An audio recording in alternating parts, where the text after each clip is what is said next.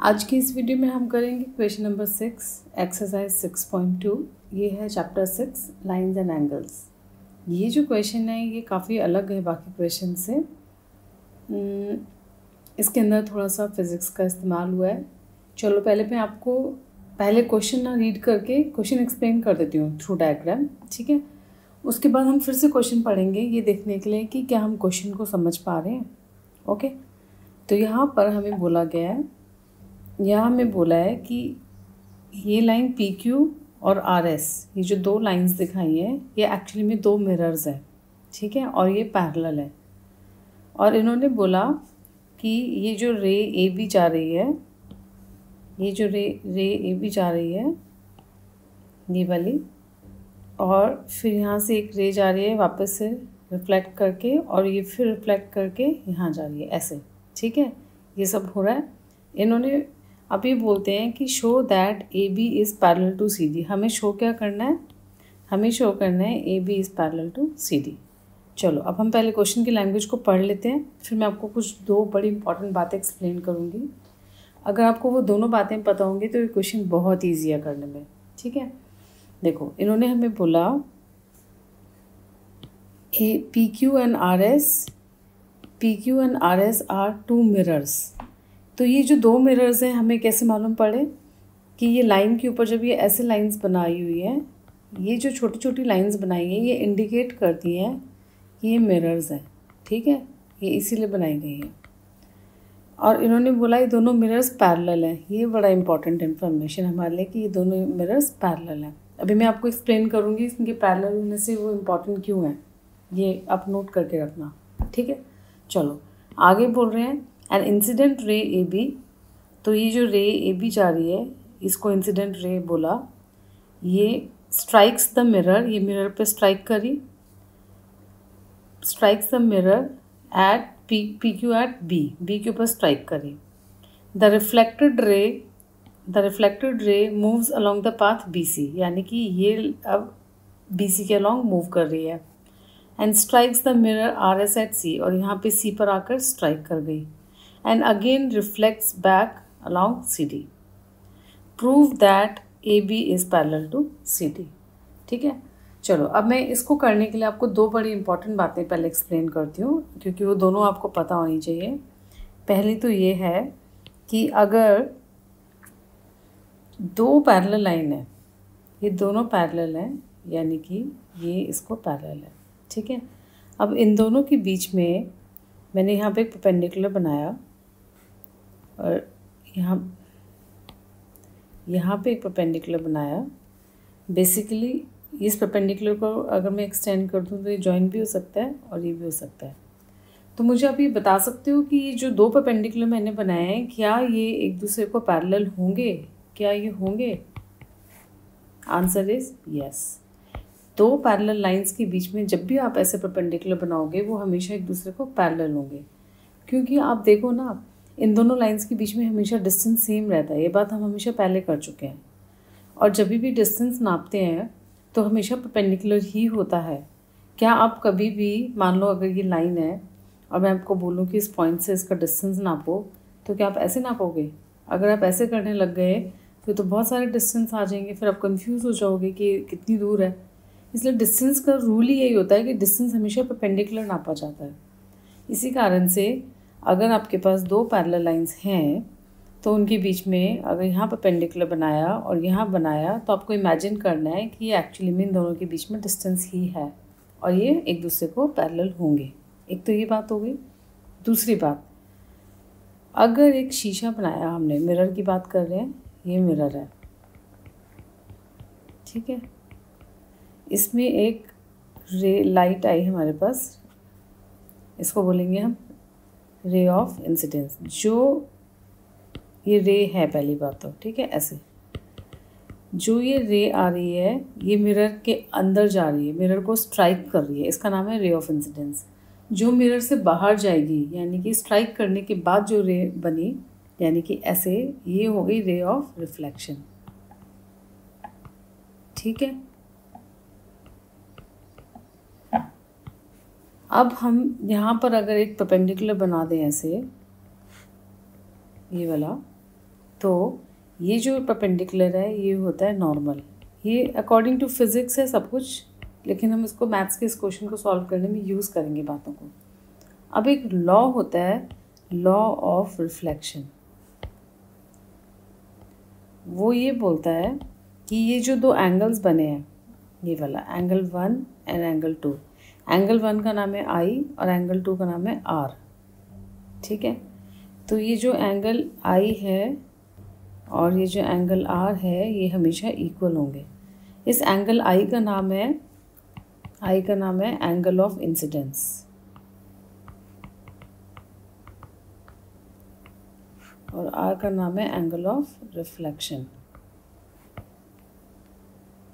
ठीक है, ये हमेशा इक्वल होते हैं, यानी कि जिस एंगल पे रे जा रही है उसी एंगल पे वो बाहर आ रही है।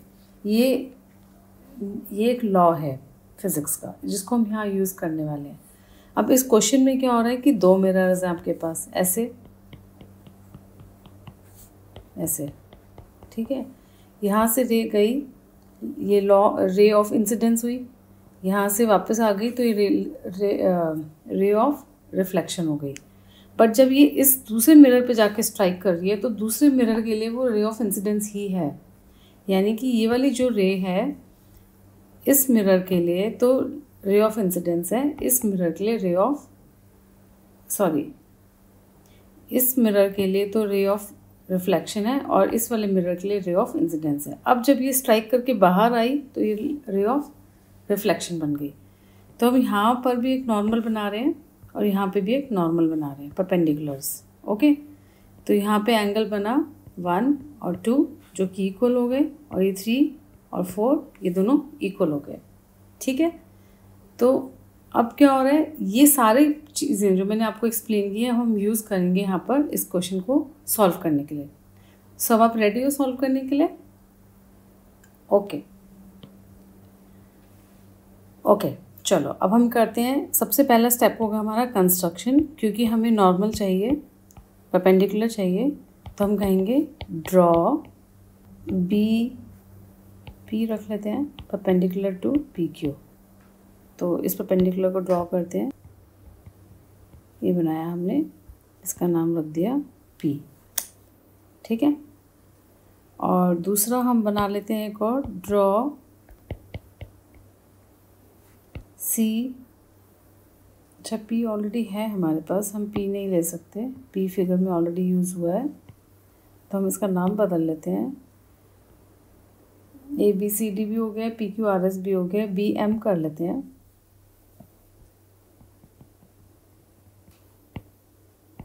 ठीक है, NCN कर लेते हैं, CN परपेंडिकुलर टू RS।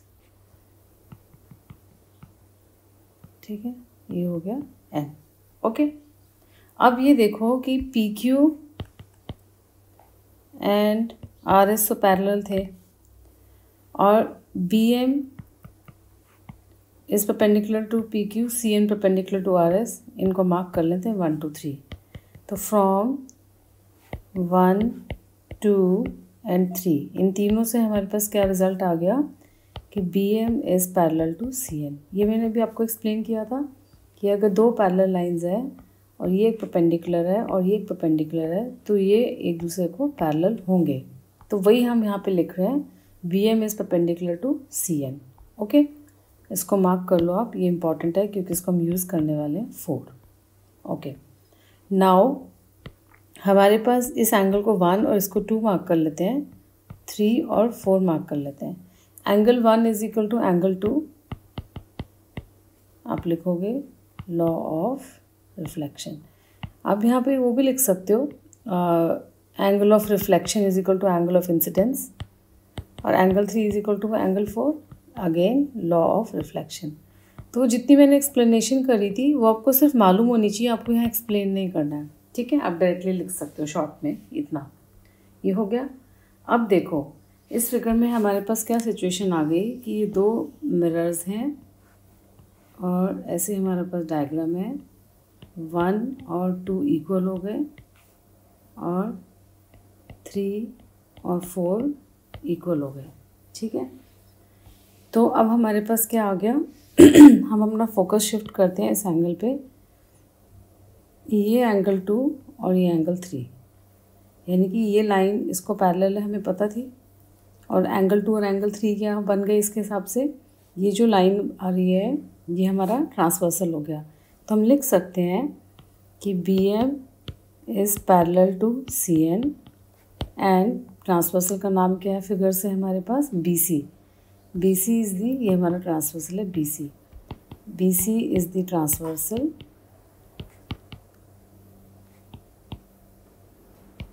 तो इससे क्या आ गया? Angle 2 is equal to angle 3 alternate interior angles. इसका मतलब इस क्वेश्चन में हमने थोड़ी फिज़िक्स की हेल्प ली है और वो हेल्प हमें यहाँ पे काम आ रही है कि 1 और 2 इक्वल हो गए, 3 और 4 इक्वल हो गए, ये इतनी हेल्प ली है। ओके, अब एंगल 2 और एंगल 3 इक्वल हो गए तो हम लिख सकते हैं एंगल 2, इसको मैं ऐसे लिख लेती हूँ, twice of angle 2 is equal to twice of angle 3। क्या मैं ऐसे बोल सकती हूँ? इनके डबल भी इक्वल होंगे। अब ट्वाइस ऑफ एंगल 2 को मैं अलग कर देती हूँ, एंगल 3 प्लस एंगल 3 ऐसे लिख सकते हैं। अब हमने अभी अभी पढ़ा कि एंगल 2 1 के इक्वल है, 3 4 के इक्वल है। तो मैं यहाँ पर क्या करती हूँ, इस वाले एंगल 2 की जगह एंगल 1 लगा देती हूँ, इसकी जगह एंगल 4 लगा देते हैं और इस वाले को चेंज नहीं करते। ठीक है, तो अब angle 1 plus angle 2 is equal to angle 4 plus angle 3 हो गया।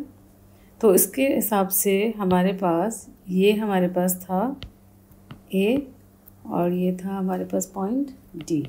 तो क्या हम बोल सकते हैं कि ये जो पूरा एंगल है ABC एंड BCD ये इक्वल हो गए? तो हम बोल सकते हैं angle ABC is equal to, figure में देख लो, एंगल BCD, ये हम बोल सकते हैं। अब अगर ये दोनों एंगल्स इक्वल हैं तो इमेजिन करो कि ये जो लाइन है, ये लाइन और ये लाइन पैरेलल हो गई, क्योंकि ये ऑल्टरनेट इंटीरियर एंगल्स हो गए। तो हम लिखेंगे AB is parallel to CD। This implies AB is parallel to CD because alternate interior angles are equal। ठीक है, और हमें यही प्रूव करना था। सो ये हमारा आंसर हो गया। तो बेसिकली हमने अपनी फिगर के अंदर ये वाले दोनों एंगल्स इक्वल प्रूव कर दिए। ठीक है, और हमारी लाइंस क्या हो गई? पैरेलल हो गई। कौन सी दो लाइंस पैरेलल हो गई? ये वाली और ये वाली, क्योंकि ये हमारा ट्रांसवर्सल बन गया। ठीक है, तो कुछ ऐसे आ गया, ऐसे। ओके।